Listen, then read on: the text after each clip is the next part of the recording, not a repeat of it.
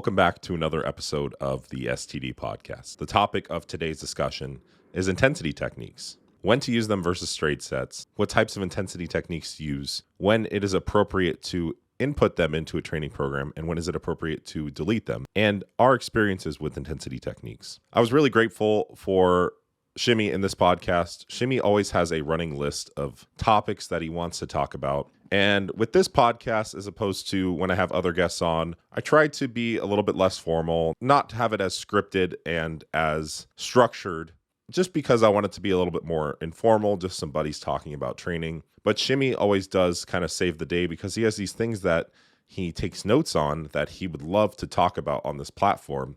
And this ended up being a really, really great discussion.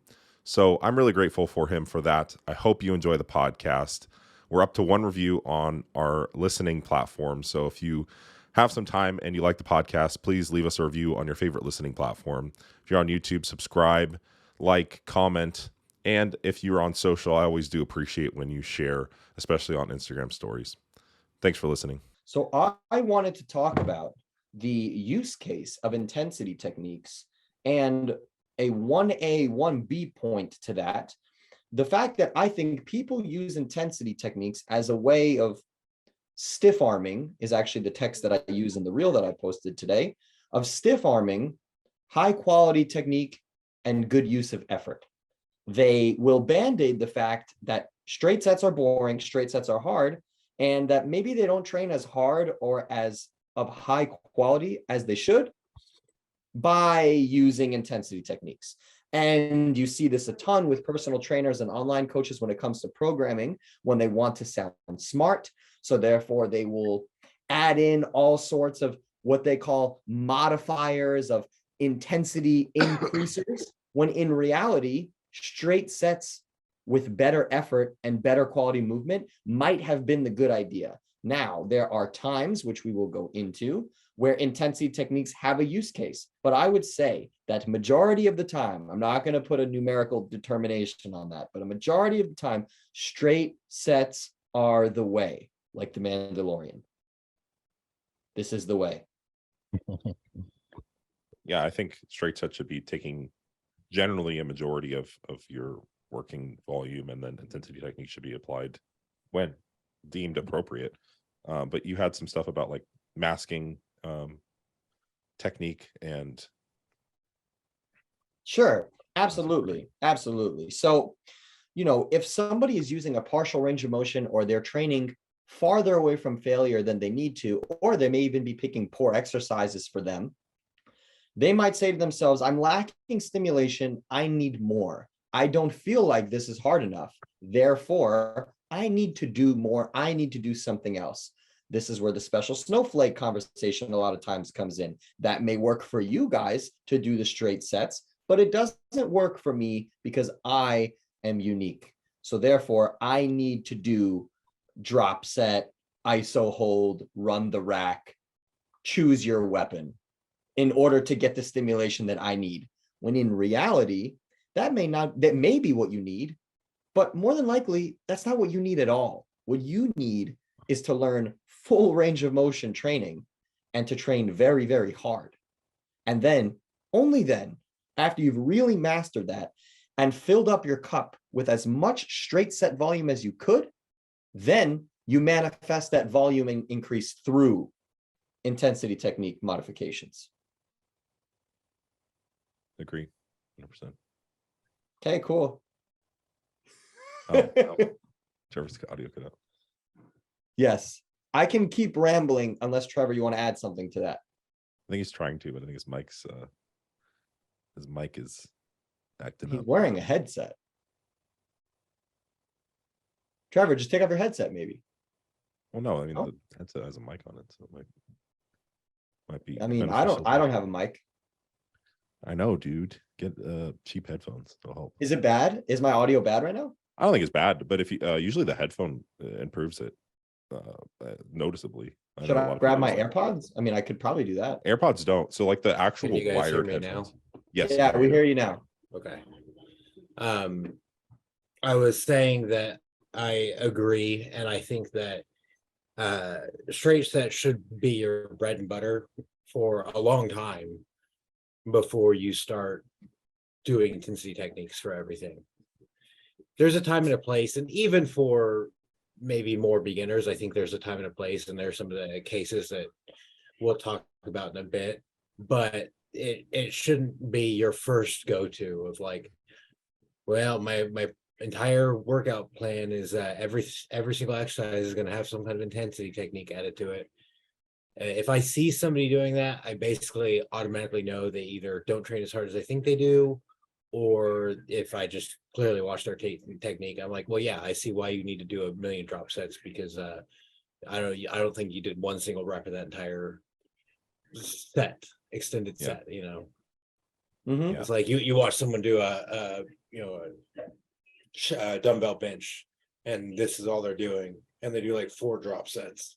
I'm like, yeah, I'm still waiting for you to do 1 rep. Right. I think you see this in those programs where people are like, I need 30 sets to grow this muscle or whatever. It's Oh like, yeah, no, like, oh yeah. did you actually do any actual sets throughout training that muscle at all, right? Yeah. And I think- would like, Yeah, go yeah, I would like to add, irrespective of the maybe less intelligent trainees and coaches, even people in our sphere that are intelligent, there are times where they are using this stuff and they may not need to, or maybe it's because they've tried the rest and it doesn't work. So for many of you that watch the RP videos, when you see people do, for example, myo rep matching on curls or lateral raises, the reason that they are likely doing that is because just doing all straight sets didn't work, or didn't work as well. Right. But they had plenty of years of trying it and doing it. You don't usually see people doing intensity techniques on stiff-legged deadlifts. Why? Because straight Break sets in just half. work. Yeah, They just Right. work. you would break in don't half if you usually- tried. You don't usually see people doing forced eccentrics and partials for the most part on a barbell bench press or dumbbell press, because the straight sets just work. But you will see it on a cable push down, on a calf raise, on curl variations, lateral raise, and rear delt variations, because these things, for some people, straight sets are not enough. They don't yield the stimulus that you'd want them to. But the whole thing that we're trying to get at is they didn't do supersets or whatever it is, intensity techniques first. They did the straight sets for an inordinate period of time. And only after they said, my results have been subpar, I think I need more and I can do better under the guise of high quality technique and effort, did they then go and do that. Yeah. Right. Personal anecdote on this one, but this year I have moved to where basically all of my bicep training is done with intensity techniques. And I have seen like very noticeable growth in my biceps, but it has literally just been this year. Up until then, I had done straight sets and I got results, but eventually it just wasn't as good as I would like it to be. And I was willing to try something and it just happened to work. But I didn't just jump into doing it. I spent years doing straight sets.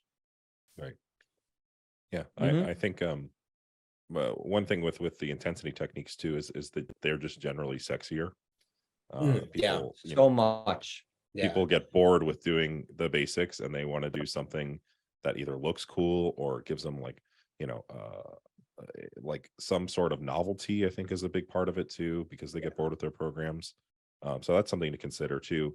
And I mean, I don't know, I get some sort of satisfaction out of doing something like doing the basics correctly because of all that I can get out of them, right? Like the Mhm. actual raw stimulus out of those exercises, like when they're done well, is nice. Like you get a good pump, you get the good disruption of the muscle. But there is something to be said about like people chasing novelty or sexiness, for lack of a better term, in their exercise program, and not sticking to the basics as a result of that. At the risk of sounding like I'm trying to be, like overly sexier than I am already, obviously. I think there's something to be said for advanced basics.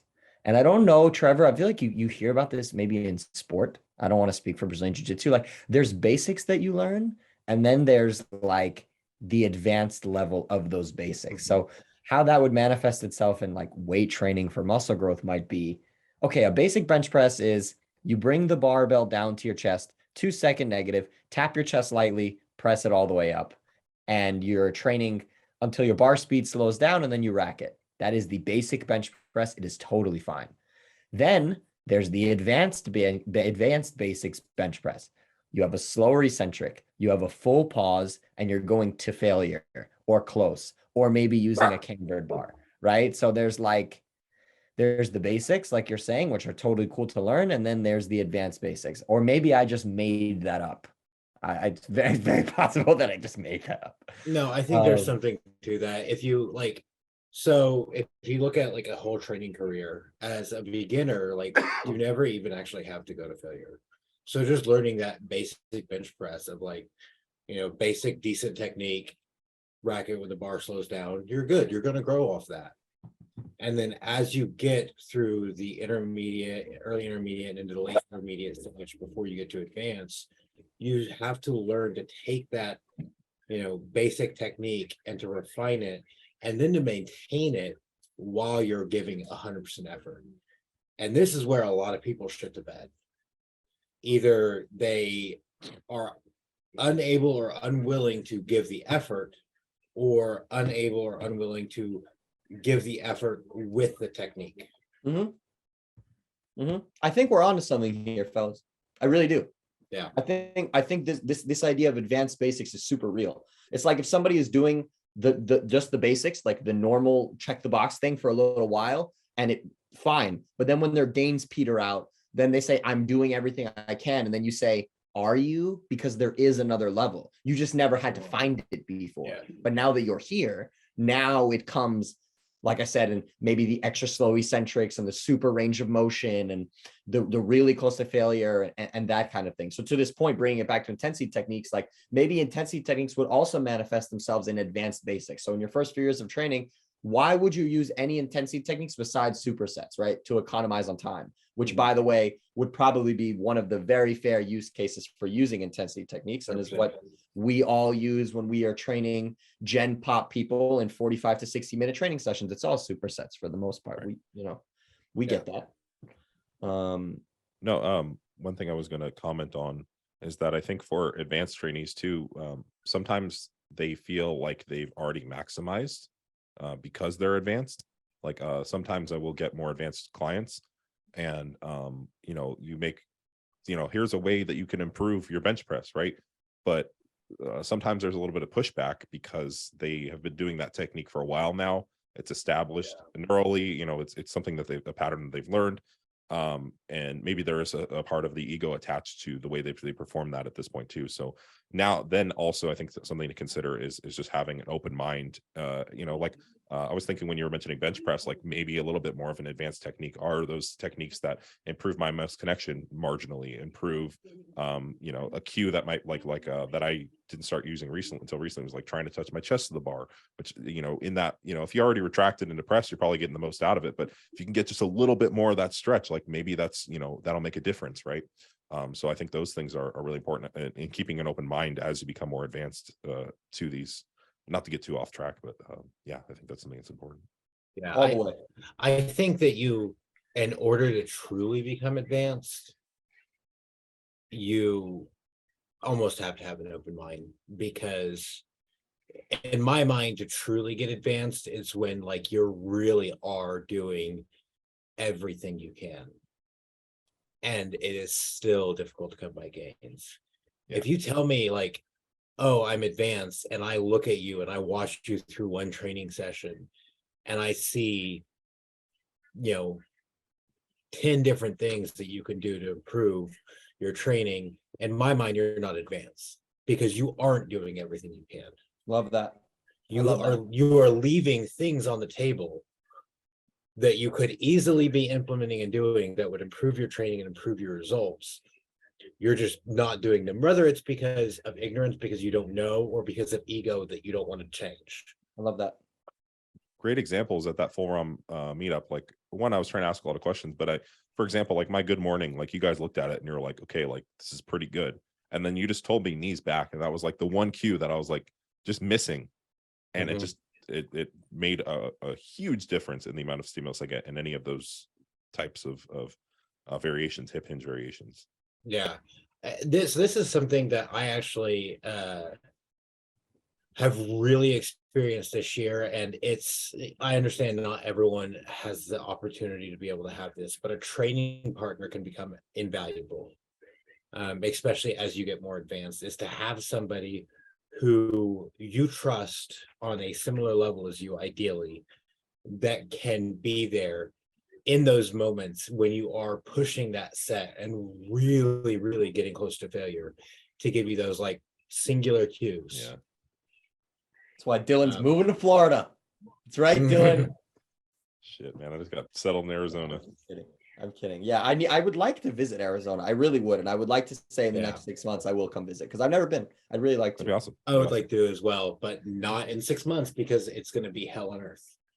Oh yeah, I like the heat, so I'm cool with it. Yeah. I live in it. Yeah, Trevor, I think to what you just said, I remember Mike talking about this at one point. I don't remember what the context was, but you guys consume all the content like I do, so you'll probably remember. Whereas like when you're advanced, do you really think that when someone else is watching you, like they're gonna come up to you and give you some random cue that you didn't already think of? Like, dude, if you're advanced, you think about every single little detail, every nuance all the time. You think random Joe's gonna come and give me like a gotcha, like you fucking idiot? Like, you know what I mean? Like, Yeah. I've thought about this and studied well more than you have. Yeah. You know what I mean? So it's like, I mean, I don't get this because I don't really have a big following, but like if I posted, let's just say a squat video, and it's like, hey man, like, how does that feel on your knees? Like, how do you think it feels? It feels amazing, because this is how I like, this is what I do, you know? Or it'd be like, hey, I think you'd get more chest stimulation if you just like put your elbow out a little bit more. Like, oh, really? Oh, you think so? Like, Yeah. Well, I would, No, but and you'll get that. Counter to that is I would respect it if it was a colleague who I know knows their shit. Like if Trevor's coming on my shit and be like, fix your posture, I'd be like, okay, I'm listening to him. Yeah, and that's a completely different thing. It's know the random Joe, and I'm sure you've gotten that before, either on YouTube or Instagram, where some random person. Well, I mean, it's like leg press. TikTok, sure you've gotten all the like, time. oh, you shouldn't go that low, or oh, don't walk out your knees. I remember the first when I first started doing the shoulder flexion for barbell curls. Yeah. On I posted it on TikTok and I got so much shit for it. It was so funny. It's because TikTok is a dumpster fire. Hey, maybe I made one person curl better. So yeah, maybe. Shimmy, you should do TikTok. You would do well on TikTok. So I post my content that I make on Instagram on TikTok. On TikTok, okay, cool. But it just hasn't taken off. I get like, that's surprising. Yeah, I know. I get like 250, 300 plays per video. That's it. Yeah. You're gonna have that one that goes viral, and then you're gonna be a I TikTok hit with your. Because I think your content's more organic, and TikTok or more organic content does much better. It's not as curated, which is like just seems to always do well. Maybe I'm picking the wrong hashtags, or maybe I'm like I should be posting at the same time. I don't know. I think if you did try to do a hook, you need a broccoli haircut. And that a what? Broccoli haircut. Dude, my ponytail is crushing. Look up common hooks that people use on there, and then just use one of them, and then talk about the shit you're going to talk about that you always normally do. It might make a difference. I don't know. Hooks seem to help get the initial catch.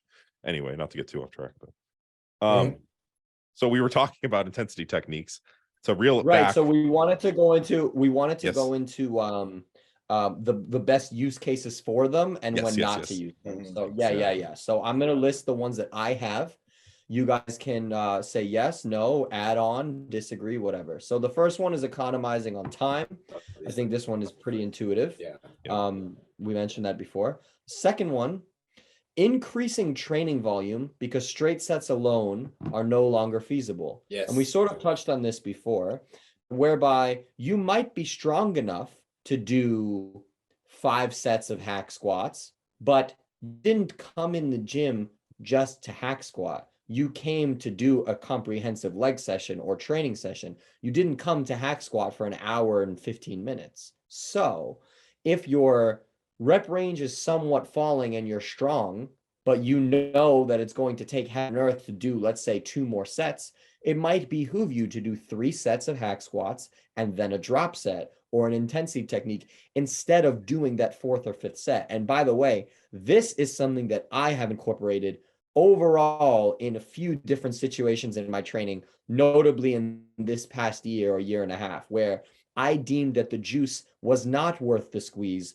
and doing a 4th or 5th set as compared to maybe sticking at 3 or 4 with adding some sort of intensity technique or even just a down set or something did make more sense. And Dylan, I feel like this would apply to you, especially as you're getting bigger and your strength is becoming more and more exotic, that doing more of the straight sets, especially with compound movements, even though you can do it and pharmacologically you're able to handle it, it may not just make sense to do it. Yeah.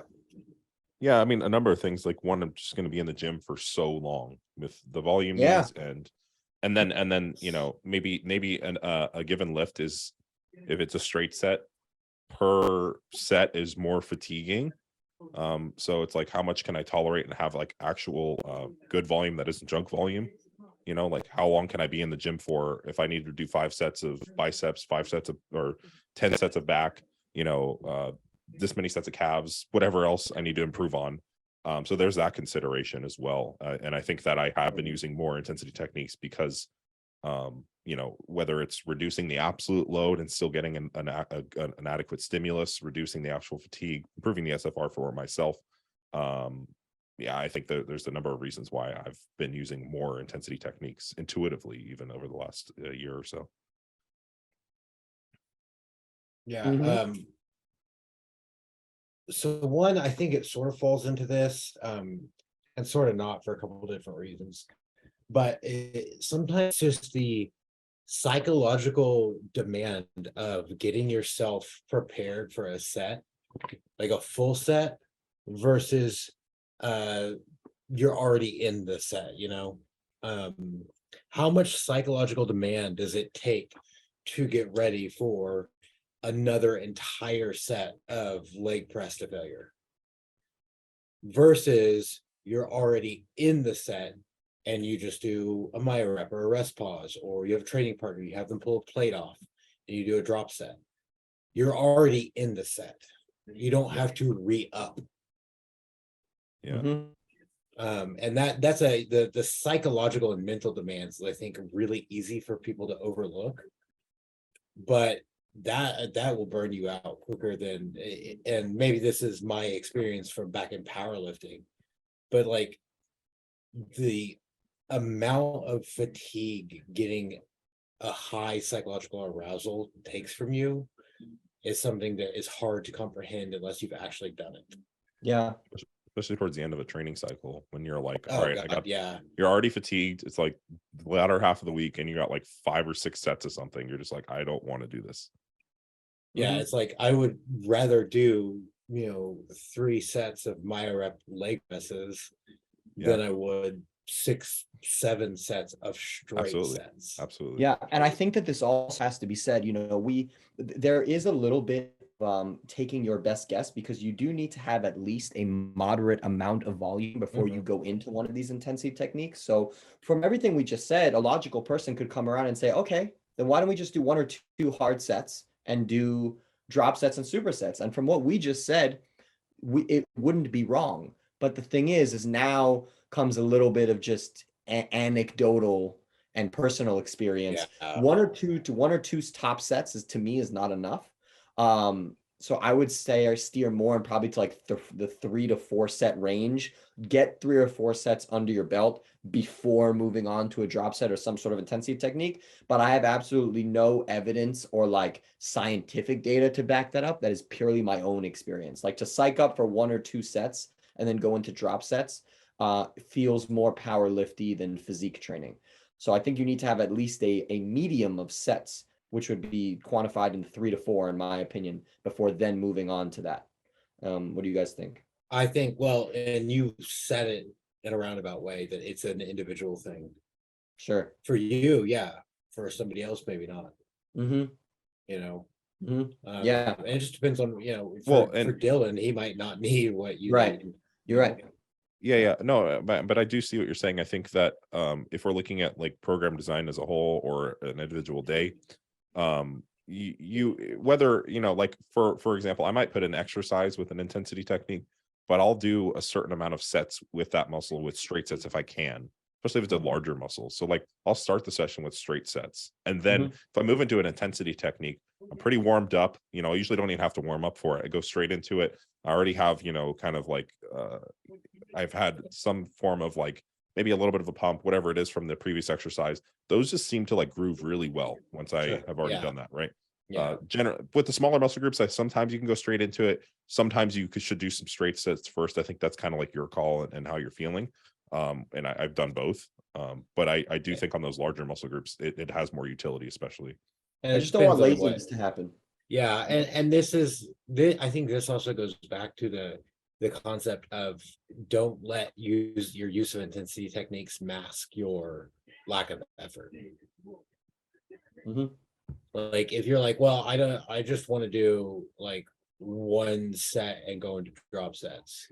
It's Yeah. like, are you saying that because that's like all you can handle, or are you saying that because you just don't want to do work? Mhm. And that, I mean, that requires an honest assessment of yourself. Word. What on average, like we should have a certain percentage. Is there a certain percentage you wouldn't go below in your program of straight sets? Obviously, I know it's very individual. I mean, for me, it's probably 80%. 80%. Well, it depends. Maybe more. It depends on a few different factors. It depends on are we talking for delts and biceps? Because literally everything I do is Right, yeah, intensity right. techniques. Are we talking about for chest? I literally only do straight sets. Okay. Generally speaking, on larger muscles, do you find that majority of your work is straight sets?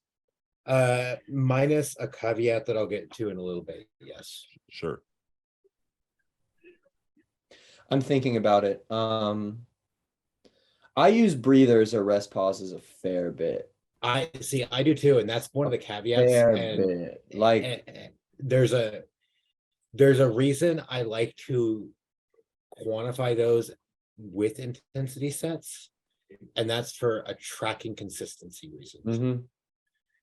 Because Yeah. I hate when I see somebody, they're like, okay, I started this progression, I did 315 for 10, and I took one breather to get through 10 reps. And at the end of it, they're like, oh yeah, I did 365 for 10, but I took 8 breathers to get through 10. Right. You didn't get stronger. You I've just been took there. more rest pause. Yeah. And so I think that using the intensity technique label on it, so that you can have a box to put it in, of you're like, okay, I'm going to do, and this is the caveat of like, when I'm doing a hack squat or a leg press, especially, there's almost always a rest pause, because I'm taking a short second to breathe and then doing a couple more reps. Mhm. But I have a starting number that doesn't change through the mesocycle. I have two breathers. Right. Mhm. So you'll track it as X reps and then 2 breathers, right? You're not like Yeah. going as far as like, oh, I do did the same breather thing. at rep 7 and rep 9, right? Yeah. Just for people who are listening. Yeah. Yeah, I do the same I thing. actually don't do that. But because I know, like, I don't take breathers, like I'll just go into it. But is there any added utility, or is it just like you have a preference for breathers? Like I want to understand your logic more. Part of it is again, it goes back to the I'm already in the set. And some of it is just like certain things are very axially, like the axial load and the having to brace of it. Like you just have to take a breath before Yeah. your muscles are at their limiting factor. And it's just like keeping yourself honest, where you're not like because I see people do this. Leg presses the worst for it. Lateral raises Yeah, are actually really I see leg bad for press it as well. too. Right. Where they're like, they're saying, well, I'm doing, 20, 30, 40 more pounds, or I'm doing, 3, 5, 6, 10 more reps. But it's like you literally just you went from taking one breather, rest, pause, my rep, whatever you want to call it, to taking 8. Yeah. You didn't actually progress. You stalled out after week 1 and you just took more breathers to force yourself to get more. Yeah. I think And that's I just something think it's a way to keep consistent, whether you do them or not, but that if you're going to do them, you set a limit. I would say that's on like the border of like intensity technique. It's Yeah, all that's- like, because the rest is limited too. It's like, maybe a few breaths. I guess it is kind of, I mean, my rep, how many breaths are you really taking, I guess, but it's right there Yeah. on like the border, which is still like kind of a straight set, but like, let's make sure we maximize this straight set. So let's take a breath. Yeah. But Dylan, it's also, I think that it's most concordant actually with your muscle size and your fitness level. For somebody like me, or for somebody like Trevor, you could make the case that a breather is not really so much an intensity technique because we're not that big and in shape. So, it's sort of second nature to us and it's not a big deal. Whereas somebody like you, there's a very, very clear difference between you doing straight sets and you doing breathers. For me, there's really not that big of a difference. Like, what I've found from people also just not that big and not that strong. Most people can handle breathers on almost everything. Most people are not, unless you're a rank beginner or you're quite strong and fast twitch by nature, you're generally not just doing straight sets and racking it. This has been my experience. Only small pro. Huh? I did, yeah, but I called myself small too, so I don't care. I think, yeah. Yeah. Shall I get to these other reasons also, Dylan? I have a few more. Sure. Well, I just want to know, so what do you mean by that? Because I may be missing it. So like for me taking a breather versus you guys, what is the exact difference? Like for you, I think for you, there would be utility into programming an exercise straight sets, right? Like maybe first mesocycle, you'd be doing squats straight sets. And then second mesocycle, you might have squats with 1 breather and then squats with 2 breathers. Whereas for someone like me, if I do squats with no breathers, I can rack the weight and be like, I had a lot more reps. Yeah. For sure. If I just took a couple of breaths. Whereas for you, that wouldn't work. You would literally crumble under the bar because you're a lot bigger and stronger than I am. Yeah, I guess from anecdotal experience, I don't feel like I leave a lot. Like I feel like if I take a breather, like on leg press, and I've already gone close to failure, I'll do like 1 rep and then I'll be like, all right, I'm done. Correct. That's exactly it. And that's why this is individual. That is actually a really good point. Yes. If you take the breather, yeah, if you take the breather and you feel like it doesn't matter, then it doesn't. And for you, it's basically the same. Whereas for Trevor and I, if I take a breather, I can get 3 more reps, probably, or 4. Yeah, that's actually now that you say it that way, I kind of get it more. And I've actually noticed that where the bigger and stronger I get, the less I do. Yeah. Okay. Whereas before it would be like I would do like hack squats. I would do 12 reps and I would take like 3 to 5 breaths and I would do like 4 or 5 more reps. Okay. Now it's like 12 reps of 4 or 5 breaths. 1, 2 reps. 1 if I don't get buried. This is interesting looking back because I remember not having a standard for the way in which I performed reps before I did all this, and realizing that like I was just having a really hard time when I started tracking, because I would be like, I did like 5 more or less than last week because I didn't have that standardization of technique in between reps. I mean, not technique, breaths, like actual time rested, like on a leg press. And it made a much larger difference. And I remember being so frustrated, like shoulder raises was another one, being so frustrated, like, why did I do 5 more reps or 5 less reps than last week? That makes a lot of sense in retrospect, for sure. Mm-hmm. Mm-hmm. So what like I said, lateral raises is another one. Yeah. No, I remember. I remember doing like John Meadows programs and like trying to track it, and it was just like I just didn't know when to stop. I was like, and then I would take a breath, keep going, just be there forever. Shimmy, there were some other things that you wanted to mention about. Yeah. So the next one is limited gym equipment, which seems quite intuitive. If you don't have a lot of gym equipment and you need to find ways to make things harder and seek variation, then the use of intensity techniques would probably be a good idea. I feel like that's quite obvious. Yeah. At the end of a cut or at the end of a mass, when you really just have to throw everything there because you're about to go into a lower volume phase. So probably for most people, your first mesocycle of anything, whether it's massing or dieting, should be straight sets. Your second mesocycle is dealer's choice. And your third or fourth mesocycle, if you're going to go there, will probably have a lot more intensity techniques thrown in. And this is that's what I was getting at. I don't know if you guys have anything to add there. I feel like we all agree with that. Yeah. And the last one, I think that we talked about, I call it fatigue interference. You're strong enough to do several straight sets of an exercise, but fatigue often gets the better of you. So you add intensity techniques to make up for the volume. Yeah. I think we've kind of touched on this. Yeah. Yeah. We did. Right. Shoot, I don't know if I'm gonna remember the one. I had a point in which it'll probably come to me later.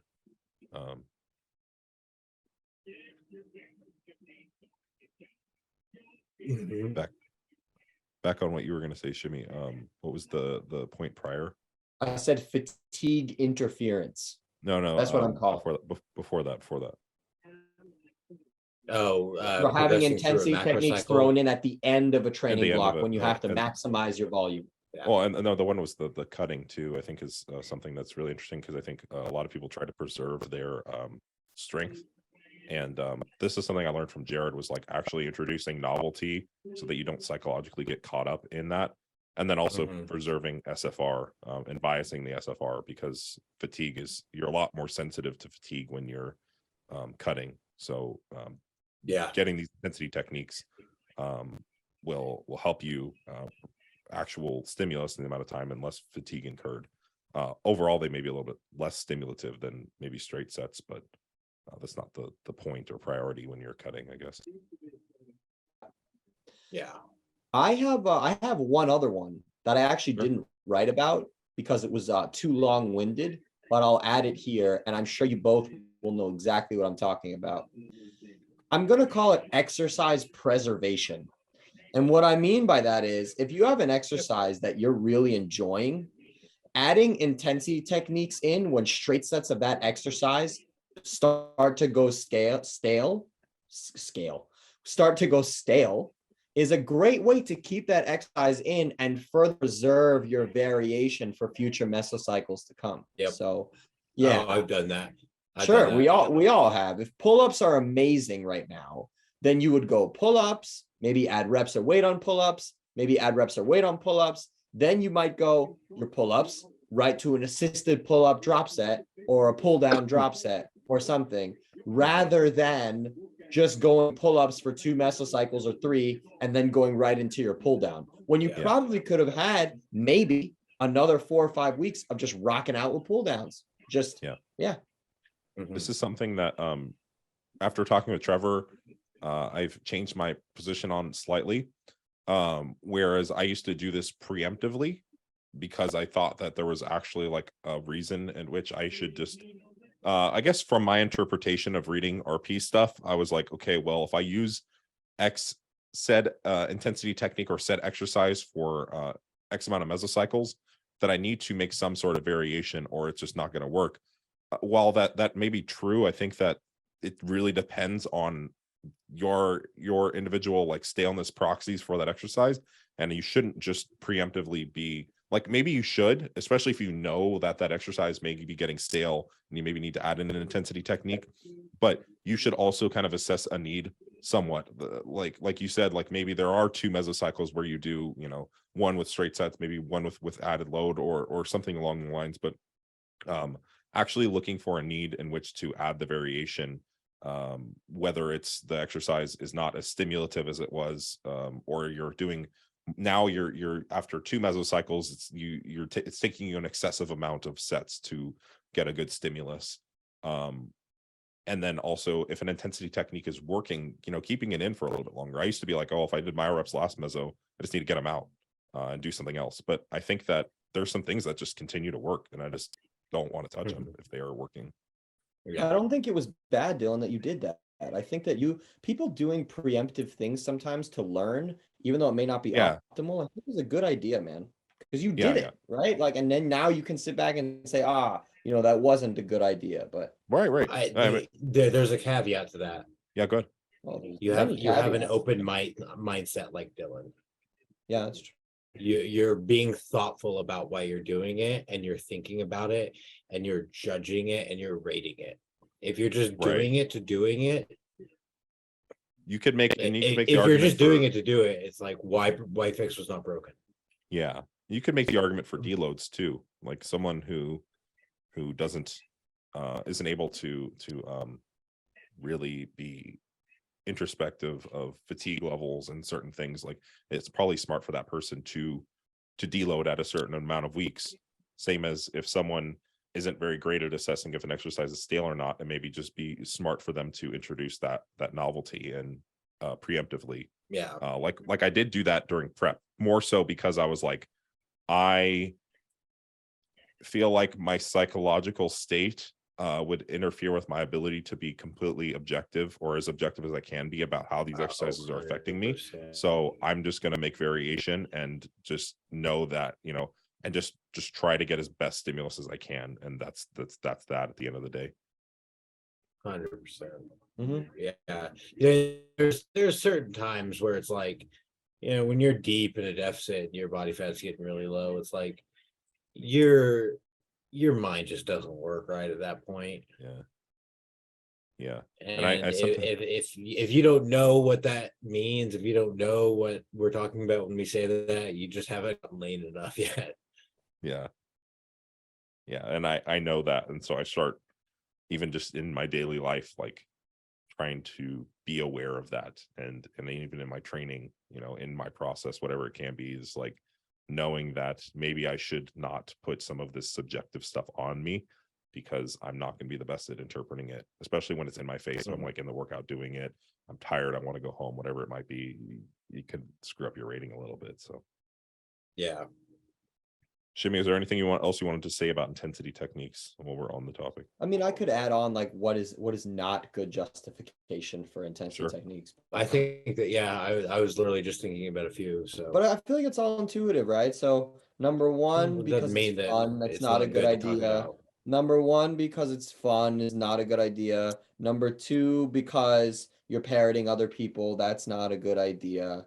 What else did I write? Hold on. What did I write? Let me go and quote myself. Trevor, if you have a good one, shoot it, because the ones that I have are all intuitive. Don't let fatigue make you a bitch, and that be the reason you do it. Yeah.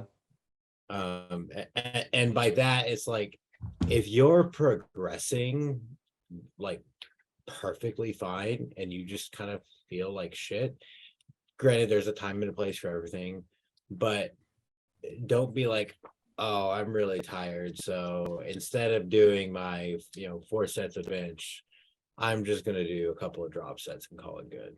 Yeah. Why? I had that too, to combat boredom. Yeah, it's a similar thing as boredom. It's like, while you're on that, okay, continue your thought, but I wanted to say something after you're done. But it's just like, if you are progressing and you do your first set and you added 5 pounds and a rep, you are not so fatigued that you need to just do a drop set instead of doing your other 3 sets. Yeah. One thing that I wanted to add is that was the point.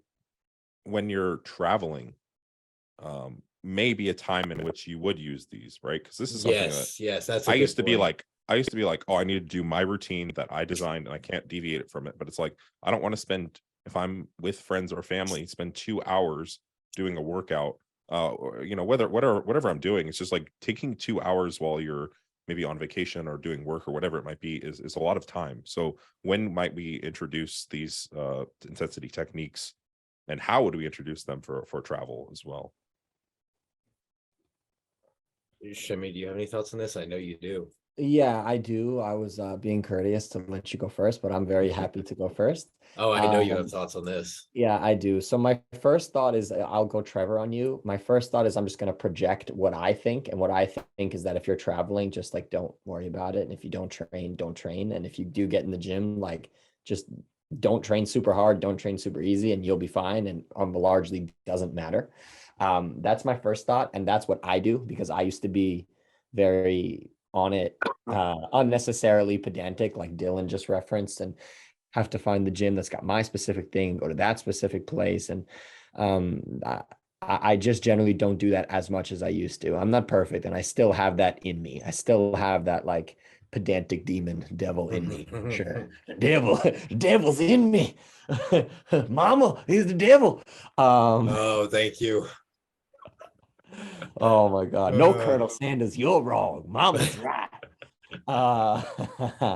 Um, Yes, but if you are going to travel, you can do these techniques in a higher rep range, and not so far from failure. So you're not carrying a bunch of fatigue, and you don't have to worry about injury risk, maybe being in the 6 to 10 or 10 to 15 rep range. That's probably how I would do it. But it also depends, like, what does your traveling look like, right? Like if you're traveling far for somewhere, chances are you're going on like a real vacation. And if you're not, if you're traveling an hour or two, do modifications really need to be made? Like, just go do what you were going to do. If I'm in South Florida and I'm traveling to London, it's a 9-hour flight, and I'm going to do whatever I'm going to do. Like, I'm not looking to like fuck shit up in the gym. I just traveled 9 hours, like whatever. But if I'm driving to Orlando, I'm gonna go find the gym and do exactly what I need to do because it's not a big deal. Like, Yeah. yeah. Shimmy, I think you're missing it. You're supposed to go to war every time you step in the gym. I don't do that. Yes, Iron I'm a Brother. lover. I'm a lover. Clearly, You make you're a lover love to the boy. machines. That's right. We've seen you train, Jimmy. We know how you do. That's right. So the slow eccentrics are for something. Right. Oh, yes. Yes, they are. They are. This guy fucks. Now you can use that. Yes, I will. I still have to make the other one. I've just been a little behind. It's I coming. actually just finished Silicon Valley rewatching the whole thing. Oh, I really? finished today. 6 seasons. Jeez. This is my third Uh, time watching it. Take me like 4 months to watch 6 seasons of a show. Not if it's good. Well, it for my life right now, yes, it would. Oh, I don't know, man. I mean, you also have an addictive personality. I know you. Like, if you liked it, you probably would keep watching it. Yeah, it's whether I can actually follow it. Right now, my life is what I've already seen and can put on the background. I do that. You're I do that just, when I try to go to just need sleep. comfort. I need comfort right I literally now. do that. I put on Family Guy because I've seen like every episode so many That times. is literally I what just Aaron fall is asleep to Family watching Guy. right now. I That's love what everybody does with The Office. The Office is a good Family one Guy is too. better. What is it? I said Family Guy is better than The Office. I don't like Family Guy, Oh, so I love Family Guy. yeah. Yeah. I have another topic, by the way.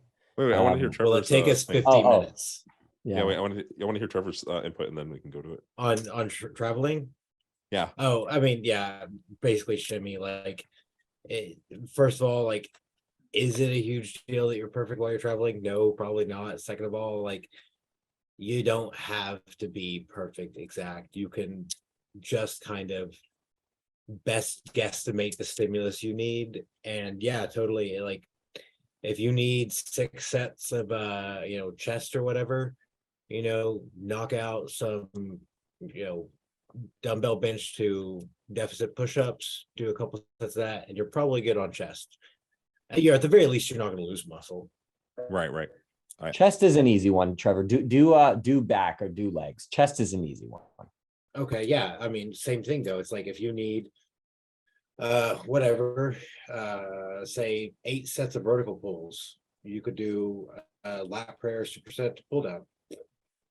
And you can get the same thing done, and you could even do drop sets and whatnot. I mean, there's research even showing that it can correlate to the same growth. But if like you're like, look, I don't want to spend 2 hours, I want to get in 45 minutes, go in there, do maybe a hard set of pull-ups and then a triple drop set of pull downs, triple drop set of machine rows, hit some bicep curls, bam, 40 minutes, you're done. Sure. Like the the novelty, yeah, the novelty is a big one. Like you can't underestimate novelty. I You mean, just have to keep the volume low. yeah, which is perfect right. if you're traveling. But to answer your use those question, new Dylan, like machines. that's how you do it. You do that. You manifest the stuff by keeping the volume low while you do it. Well, and I think you're Yeah. using kind of like your like loosely like how good of a pump, obviously we're just going to your set sorry your ghetto maybe or yeah, your ghetto exactly. ghetto markers. Is your Exactly, pump exactly. about as good as it was last week? Yeah, Right. you're probably good. Right. And then considering novelty, like, okay, well, I normally do 6 sets of this. If I was doing straight sets, I would do like 5. Well, and I'm doing straight sets with an intensity technique or a superset. Okay, maybe I'll do like 3 or 4. You know what I mean? Like starting to think like that. I mean, Yeah. that was transformative for me. But yeah, I think that's something to consider. I'm going to save my topic for another time because we have questions. Yeah, we should. Well, and we've already been on here for almost an hour, so I know. Yeah, I mean, Dylan, you could probably just call this episode intensity techniques. yeah, and I friends. actually Yes, think yes. that this ended up being a fantastic topic. Yeah, Yeah, I agree. intensity techniques and friends. I love the fact that we could just take a topic and then just rant about it for however. I mean, I always learn something too, which is awesome. Yeah. Word. I think I wanted to say here, I was just thinking about it while we're doing this, is I'm really glad that we do this because I feel like outside of like RP, there isn't a whole lot of like, I mean, there is, everybody has their own systems, but I feel like since we've tried a lot of these methods and are thinking through them, I think it's a really good platform to be able to discuss them. And I'm really glad that we do it. Yeah, So same. I'm gonna say that. Thankful enjoy for it. you guys. Yeah, Agreed. I feel like learn a lot just even talking through some of these things with you guys. So I don't know, I like I told you that calf thing. I was just planning out my next mesocycle, and I was putting in notes like pause on this one and go through this one with controlled technique and like all this stuff. And I'm super excited to implement that now.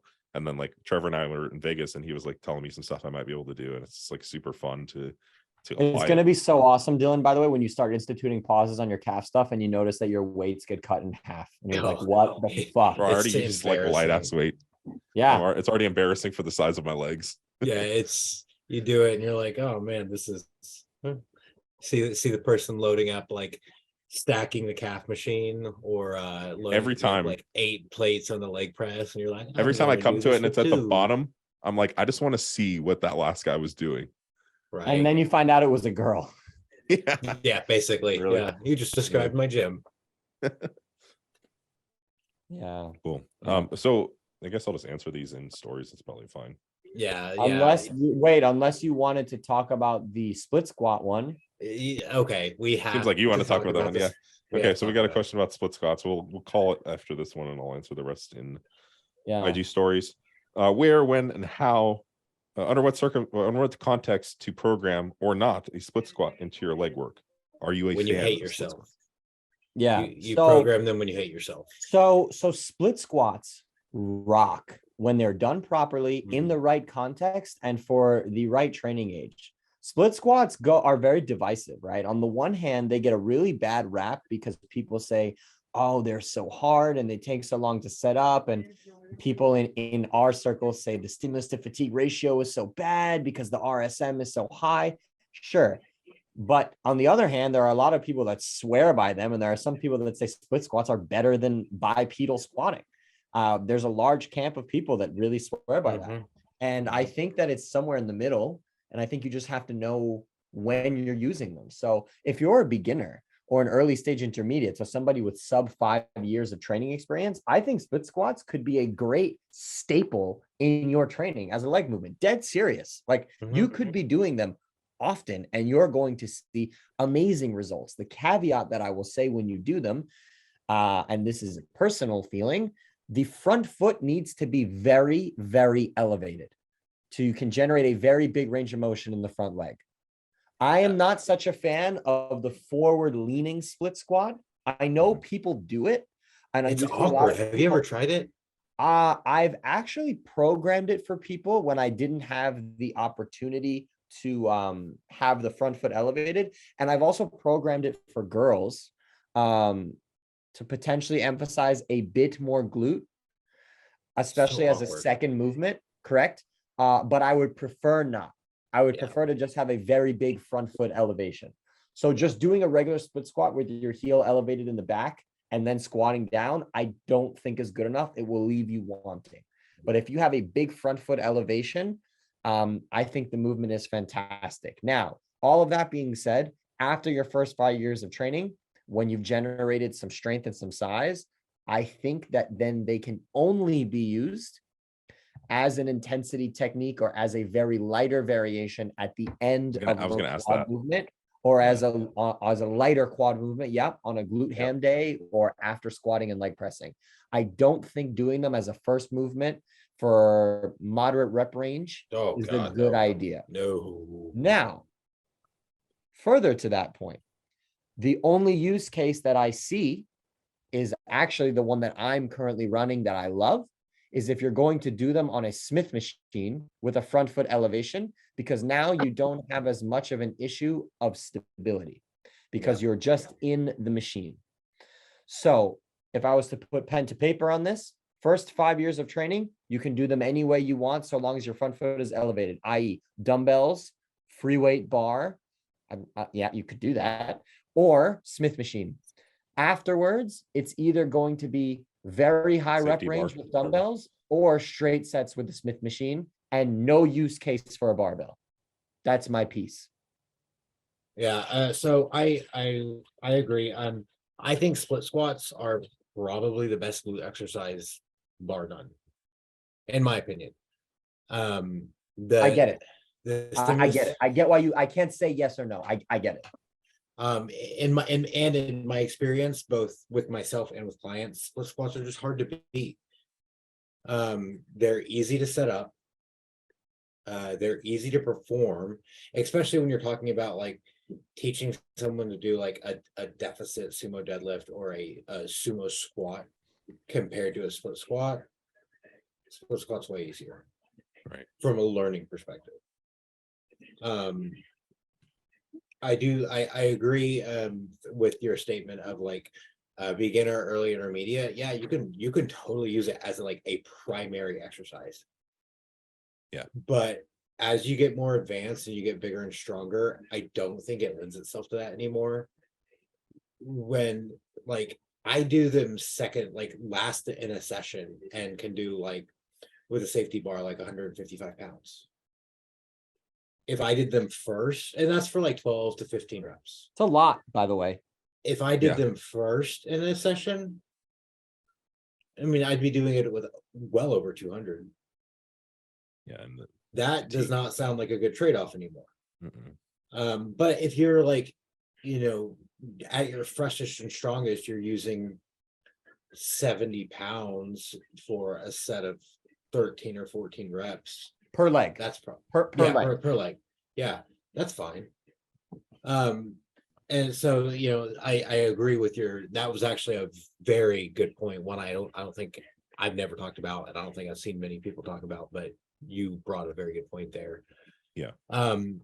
Is your training age plays a lot to it. So basically, to sum all this up, like Shimmy said, beginner, early, intermediate, yeah, they're great. You can use them anywhere, and particularly if you want a big butt, I think they're awesome. Big quads too, man. My quads get so sore from them. Oh yeah, my quads get more than slow. any other movement, by the way. See, for me, it's glutes. I mean, literally, like I funny story. I did front and back foot elevated split squats, one set after an active rest phase, and my glutes were sore for 10 days. Yeah, amazing. And I literally, like, I couldn't squat and I couldn't hinge. My glutes were so sore.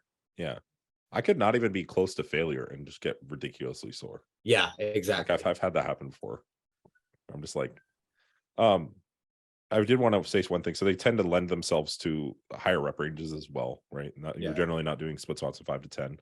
And any intensity techniques that you would apply when using a split squat? Because I feel like, yeah, maybe a straight set in the 15 to 20, but there's also probably other ways, like you could go alternating leg, like you do one leg, go into the other, go right back to the other, or do that until some other stuff maybe?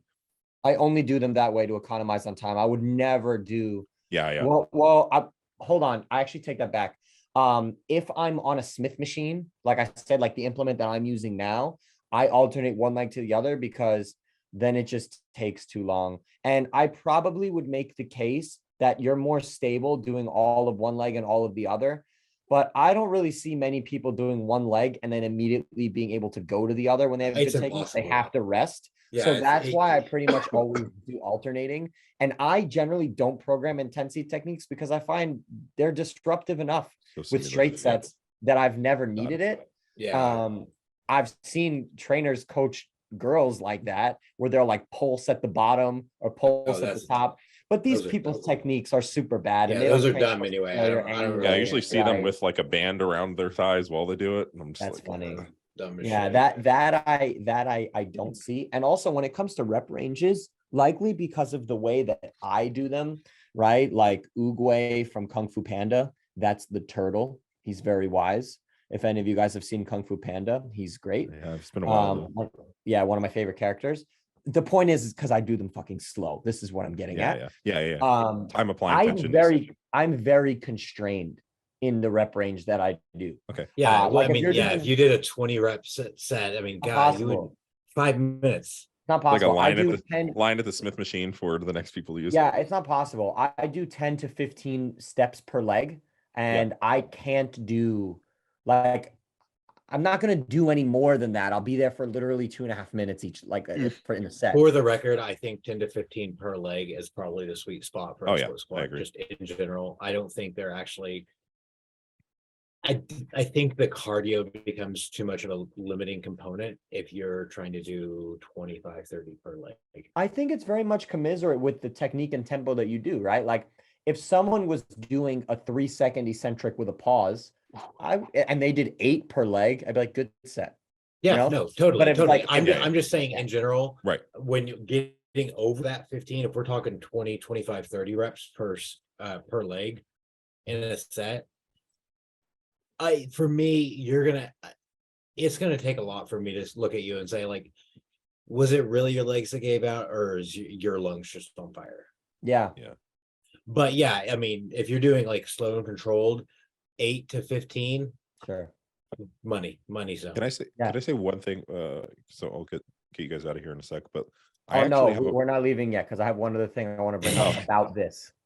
But when I do lunges or any of these variations, I feel like, especially lunges, and I don't mean to get too off topic, but like I feel like I have a really hard time gauging failure. But I feel like it's if I'm doing alternating, especially, I get this on split squats sometimes too. But I just the rest in the previous leg allows me to go forever. Yeah. How do I fix that? I don't know. I don't have that problem. I literally can't stand up on some cases. I've literally actually. Now I'll just feel like keep going. I'll keep adding weight, keep going, and I'm like, now then eventually my low back or something. I can offer something for you. Yeah, please. Think of the position of your spine, meaning when you're starting, you're generally quite upright. Notice the degree of spinal bend, spinal flexion as the set progresses, because you're obviously gradually shifting the load from glutes, quads, wherever to maybe more lower back. Maybe, yeah. So if you notice that you sort of have to, like, for people that are watching, like you bend down to come up, you might want to call the set there for technique standardization purposes. So I say, like, I don't experience that, whereas like I don't experience where I can just keep going. I experience exactly what Shimmy just said. Okay. Where it's like my technique falls apart. I can continue to do reps, but it doesn't look like the same movement at a certain point. Mm-hmm. Yeah, I noticed with the sissy squats that I've been doing, if I just stay upright, I'm doing like 3 reps after a hard leg set. Yeah. But it's like it just annihilates my quads. It's so painful. But that's only if you stay upright. You're not starting to bend over, right? So that makes sense. Bend over and shoot your hips up. I mean, but then it's exactly. Like, it's the hips shooting up. It's exactly that. Yeah. When you notice that your hips are starting to shoot up, then you may want to conclude the set. No, Dylan, what I want to dig into real quick for the people that are listening are maybe some advanced cues within the movement to optimize the movement. Things as far as when you're coming up to lead with your chest, so you're not actually going forward. This is especially true on a Smith machine. So you're thinking almost like high bar feet forward squat mechanics, where the chest should be the first thing rising. Yep. Correct, instead of your hips. And I think a lot of people don't think of that. And also the pushing off the back leg gets a bad rap. A lot of people in our space, like the smarter people space, they will harp on keeping all of the weight in the front leg. And for the most part, I'm here for that. But I think when you take that too far, that almost becomes an exercise in like ballet, where it's not going to happen. And a lunge is innately 50-50. You're trying to bias a little bit to the front leg, but I feel like there's back leg happening. There's back leg trying to happen. So like you need to let back leg happen in some capacity. So like when you're at the bottom, I don't think pushing off the back leg a little bit is bad. Maybe it's not going to be completely 50-50, but maybe it's 65-35. But if you're not pushing off the back leg at all, then you're going to be sacrificing stability. And I don't like that. I agree. I literally tell people to not worry about it. Correct. Yeah. When you said about the cue with the chest up, now if you were, say, wanted to bias a little bit more glute and you lean forward, like, well, one, would you recommend doing that? And two, like, at least what I see is that say I want someone to potentially be more biased in that position, keeping them in that position and still having them lead with the chest, because you could actually have your hips lead and you go like this, even if you're slightly bent over. Like you could do this, right? You could, and I think that it's a fine technique, but from what I'm talking about, it's already so good for the glutes. Even if you're just staying upright as possible. Correct. It's already so good. I think that whole leaning forward for the glutes thing is kind of overdone. Yeah. And if you look at the hip angle that you create with just like not using a super short stride, there is no way, if you are not doing some super short stride where your heel is like under your hip, that you can stay upright and still not get just an insane glute stretch. Yeah. Right. Yeah. I guess I programmed it for girls in the past when I was limited on equipment, but for the most part, that's a thing I've done. Yeah. Yeah. But for the most part, if I have the opportunity to elevate that front leg significantly, then I will. Right. One other thing that I want to add, and I don't know if you've thought of this before, is when I have that front leg, I'm also very mindful to point my foot and my knee slightly diagonal, not straight ahead. A lot of people do this straight ahead, and it's the same mechanics as a squat. If I'm able to push my knee and my foot outwards, it's much easier for me to descend down, and it's much more comfortable versus if I'm pushing my foot and my knee straight in front. You also have a slightly wider base of support, and so stability is less limited. You can also squeeze the glute, by the way, a lot more doing that, pointing your foot and your knee out. So when you come up, you can contract it instead of from a straight. If you contract, like if any of you guys have ever gotten on stage and flexed or whatever, as if I've ever gotten on stage before, I haven't. But if I was, flexing your glute with a straight foot is not nearly as easy as flexing your glute when your foot and your knee is turned out. Yeah. Oh yeah, I agree 100%. One thing I wanted to say before we get out is when you said that people will focus on lunges and like it's like their bread and butter, it's like all they do for quads. I don't know why, but I thought of Forrest Gump, and when he's like naming the types of, was it gumbo? I think I can't remember. Or they eat shrimp. Shrimp. Yeah. Yeah. It's like split squat and heel elevated and back foot elevated and lunges. Like that's what I was thinking of. I don't know why that popped in my head. Yeah, they're a badass exercise, man. They're really, really good. I might just program some in now that we talked about them so much. But when you program them in, Dylan, number one, do one set each leg. Be very mindful of that. And number two, don't force the range of motion on the front leg because it will come. This is another lesson, I guess, for anybody looking. Like if you were to ever see the way that I do it, I have literally 4 risers under a step. It's a big range of motion, but I didn't start there. Yeah. And chances are you won't either. So you can start with just a small deficit in your front leg. And as you get used to it, you can increase the magnitude of the deficit in the front leg. Start with one set. I told him that. That was the first thing I said. Yeah. Yeah. No, just like as a rule of thumb, one set, like for all the listeners. And if you think you can do more, one set. Yeah. Yeah. Otherwise, if you do it right, you probably shouldn't think you should do one more. Yeah. Yeah. Mhm. Cool. All right. Well, we'll get you guys out of here. This was a really great episode.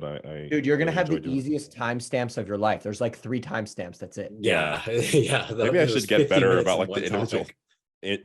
subtopics in it. Maybe I could do that. No, I don't think so. I literally think you have you, by the way, you could turn the recording off. Well, Yes. unless you don't want to. All right. Bye, guys. Thank you. Okay, Subscribe. Bye. All that stuff. Yeah.